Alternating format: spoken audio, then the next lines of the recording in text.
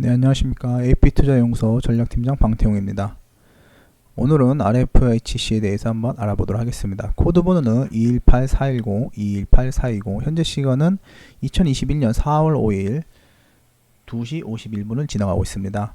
이 종목에 대해서 전체적인 흐름이나 상황에 대해서 말씀드릴 건데요. 오늘부터 처음으로 브리핑 드리는 것이니까 일단 오늘은 전체적인 설명을 드릴 것이고, 내일부터 이 종목에 대해서 아주 자세하게 분석해 드리도록 하겠습니다. 구독과 좋아요 누르시면 이 종목에 관한 리뷰 영상 받아보실 수 있고요. 이것은 추천 영상이 아니니 항상 참고 영상으로 바라봐 주시면 감사하겠습니다. 자, RFHC 그럼 시작해 보도록 하겠습니다. 오늘 브리핑은 총 5가지 목차로 진행할 건데요. 첫 번째는 기업 개요, 두 번째는 핵심 포인트, 세 번째는 기본적 분석, 네 번째는 기술적 분석, 마지막으로 종합, 이런 식으로 순서대로 하도록 하겠습니다. 일단은 기업 개요를 보시면 이 회사는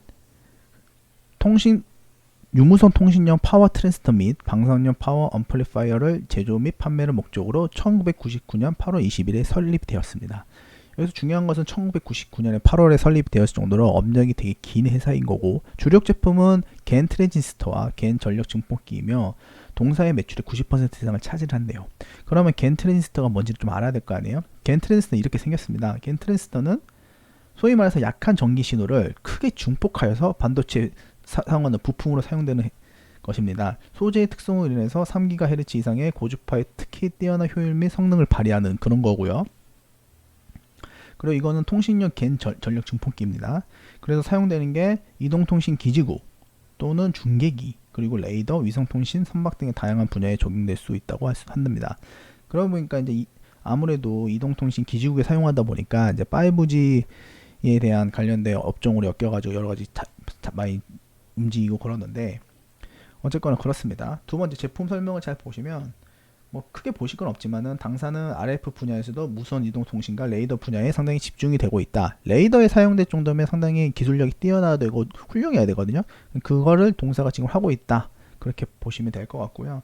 두 번째 방위 산업도 하고 있다. 아까도 말씀드렸듯이 레이더에 이 겐 트랜지스터 사용되기 때문에 방위 산업도 사용되고 있는 거고, 원래는 RFHC가 그 방산 업체로서 되게 유명한 회사였어요, 당시에. 근데 2017년도 때 코스닥에서 그 스펙을 통해서 상장을 하다 할 때, 그때 이후부터는 이제 RFHC는 5G 관련된 종목, 5G 테마를 타는 종목, 이런 식으로 대중들의 시선이 바뀌긴 했습니다. 자, 핵심 포인트는 이제 앞서 말씀드려서 중요한 부분 말씀 안 드렸네. 잘 보시면 동사의 가장 큰 경쟁력이 뭐냐면 국내에서 유일하게 겐 트랜지스터를 생산하고 있다는 거예요. 이 부분이 얼마나 큰 메리트고 나중에 이제 핵심 포인트에서 말씀드리겠지만 중요한 부분인지 말씀드리도록 하겠습니다. 이 종목의 핵심 포인트 크게 3가지입니다. 첫 번째, 함성 리스크가 기회 요인으로 변화돼서 하반기 이후에 실적이 기대된다. 두 번째, 올해 국내 28GHz 대역이 상용화 가능성이 있다.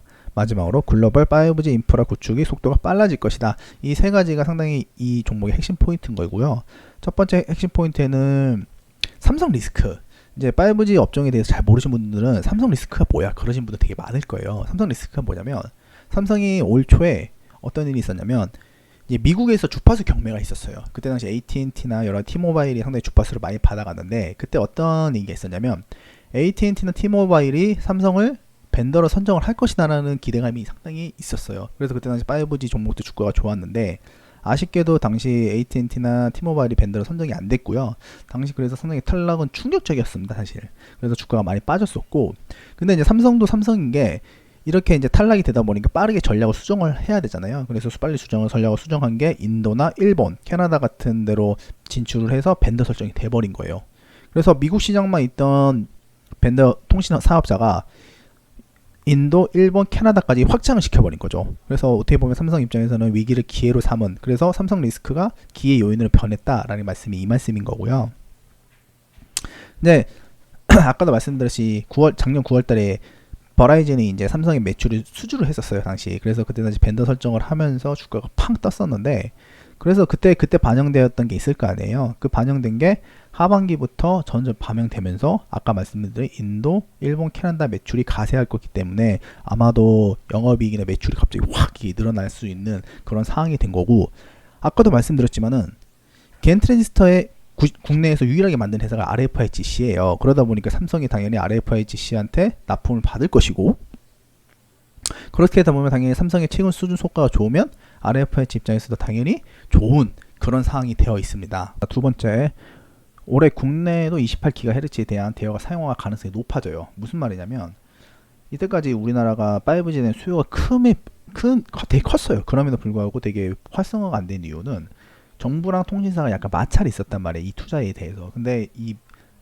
PPT를 보시다시피 미사용 책임론이 부상하다 보니까 이제 활성화를 위해서 둘이 협력 관계로 돌아섰어요. 그러다 보니까 하반기에는 스몰셀 중심으로 28GHz 장비가 출시될 전망인 거고, 마지막으로 글로벌 5G 인프라 구축도 빨라질 것이다. 이 말이 무슨 말이냐면, 자, 지금 자율주행, 뭐 소위 말해서 AR, VR이 막 난리되고 있어요.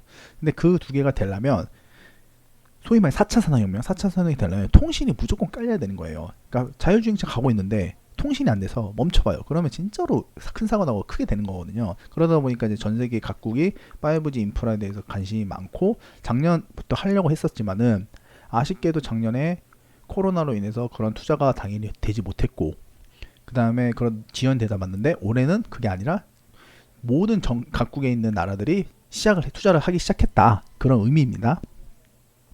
그래서 이제 그러다 보니까 당연히 삼성과 같은 통신 장비가 수혜를 받을 것이고, 거기에 대해 납품을 하는 RFIC 같은 그런 무선 장비 회사도 당연히 수혜를 받을 것이다. 이런 논리이고요.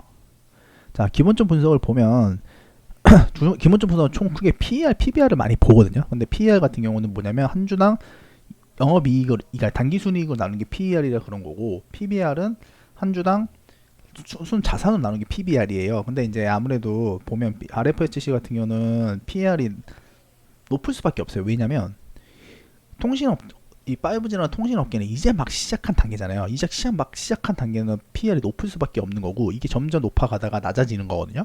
근데 PBR 같은 경우는 이제 막 시작한 단계고, 업력이 오래되는 회사지만은 PBR이 높을 수가 없죠. 왜냐면 기술력이 좋은 회사니까, 소위 말 성장주니까. 그래서 PBR은 크게 의미가 없다. 그러면 이런 성장주, 뭐 RFIC 같은 5G 같은 성장주는 재무제표는 어떻게 봐야 되냐? 그 부분에 대해서는 나중에 자세하게 제가 설명해 드릴 거예요. 어떻게 봐야 되냐면 매출액이 얼마나 꾸준히 증가하고 있는지 그걸 봐야 돼요. 매출액이 보면 분기별로 이렇게 꾸준히 증가하는 게 보이시잖아요. 2020년 당연히 코로나 때문에 투자가 지지부진해서 무너진 거고, 2020년 12월부터 꾸준히 늘어나고 있잖아요. 이게 되게 중요해요. 그리고 RFIC는 아까도 앞서 말씀드린 포인트에서 말씀드렸더니 그런 식으로 투자가 계속 늘어날 거기 때문에 아무래도 이 매출이 계속해서 증가하겠죠. 그래서 기본적 분석에 있어서 상당히 훌륭한 회사다, 이렇게 판단 내릴 수 있겠습니다. 그 다음에 기술적 분석을 보면 HTS를 보시겠습니다. 이게 RFIC HTS인데, 그때 당시 이때가 이제 2019년 노트인데, 이때 한 45,000원, 47,000원까지 갔다가 주가가 빡 빠졌어요. 그리고 이제 코로나 이전에 3월달에 한번 주가가 탁 급등했다가, 이때 왜 급등하냐면 HFR이라는 5G 종목이 있는데, 이때 HFR이 수주를 엄청 크게 받았어요, 미국에서. 그러다 보니까 급등을 했다가 나중에 이제 쭉 코로나에 빠지고, 이제 19년 9월달에 이제 아까 말씀드린 삼성이 뭐 버라이즌한테 수주를 받았던 소식 때문에 5G가 전체적으로 좋았고, 그 다음에 이때 정말 기대감으로 이렇게 빠졌었다. 그렇게 말씀드렸잖아요. 근데 이제 최근에 이게 주가 빠진 거는 다 아시다시피 이제 기대감이 실망감을 받겠으니까 주가가 빠진 거였고, 현재 주가는 그 실망감은 충분히 반영된 상태입니다. 그리고 이제 중요한 것은 이런 식으로 딱 저점을 높여가고 있잖아요. 저점을 높여가고 있기 때문에 상당히 기술적으로 차트로 봤을 때, 중장기로 봤을 때 RFIC는 상당히 좋은 회사고, 그리고 제가 이제 나중에 다음 영상부터는 또 기술적 분석에 대해서 자세히 찍어 드릴 테니까 너무 신경 쓰지 않으셔도 될 것 같습니다. 자, RFIC 종합해 보도록 하겠습니다. 첫 번째, RFIC는 겐 트랜지스터와 겐 전력 증폭기를 만드는 회사다. 그리고 국내 유일하게 겐 트랜지스터를 생산하는 그런 회사다, 이렇게 아시면 될 것 같고, 두 번째로는 삼성 리스크가 원래 있었다. 근데 삼성이 이 리스크를 기회 요인으로 바꾸면서 인도, 일본, 캐나다로 진출하면서 오히려 매출이 더 늘어나게 되는 구조를 만들어 버렸다. 세 번째, 올해 28GHz에 대한 국내 투자가 늘어남으로써 그렇게 됨으로써 스몰셀이 늘어날 것이고, 거기에 대한 가장 큰 수혜는 RFIC가 받을 것이다. 마지막으로 글로벌 5G 인프라는 4차 산업혁명이 발생하려면 당연히 5G는 무조건 깔려야 하기 때문에 전 세계가 5G의 투자에 대한 가속화가 되어 있는데, 거기에 대한 최대 수혜자는 삼성이 될 것이고, 또 삼성이 수혜가 되면 당연히 RFHC도 수혜가 될 것이다. 이렇게 정리하도록 하겠습니다. 자, 앞으로도 RFIC에 대한 이슈가 생길 때마다 제가 리뷰 영상 올려드릴 거고, 내일부터는 조금은 더 디테일하게 들어갈 거예요, 사실은. 근데 이제 오늘은 큰 틀에만 RFIC를 본 거였고, 구독과 좋아요 한 번씩 눌러주시면 여기에 관련된 리뷰 영상을 쉽게 보실 수 있으니까 꼭 한 번씩 해주시기 바랍니다. 오늘 영상은 여기서 마무리하도록 하겠습니다. 네, 감사합니다. 그리고 무료 추천 종목을 매일매일 드리고 있습니다. 네이버에 AP투자연구소를 검색하시게 되면 웹사이트 상단에 AP투자연구소 홈페이지 링크가 나옵니다. 클릭하시게 되면 AP투자연구소 홈페이지에 접속할 수 있는데요. 상단에 2021년 무료 추천 종목을 클릭하시게 되면 소장님께서 무료 추천 종목과 함께 매일매일 국내의 시황에 대해서 자세히 댓글로 통해서 제공해 드리고 있습니다. 하나 클릭해 보시면 댓글 리딩은 7시 40분부터 이렇게 시작이 되었고요. 무료 추천 종목을 보시기 전에 꼭 읽어보세요. 이 부분도 꼭 읽어보시기 바랍니다. 그리고 간밤에 미 증시에 관련된 내용도 밑부분에 자세하게 아주 적어두었습니다. 그리고 무료 추천 종목은 9시에 이렇게 나가는데요. 종목명, 매수가, 매도가, 손절가 이렇게 제시가 되고, 보통 2종목에서 3종목 정도 제시가 됩니다. 매일매일 추천이 나가고 따로 로그인 안 하시고 편하게 보실 수 있습니다. 주가가 상승한 부분에 대해서 댓글로 장중에 리딩해 드리고, 하락한 부분에 대해서도 댓글로 장중에 리딩을 해드리고 있습니다. 종목이 필요하신 분들은 홈페이지에 들어오셔서 많은 도움 받아가시면 되겠습니다. 네, 감사합니다.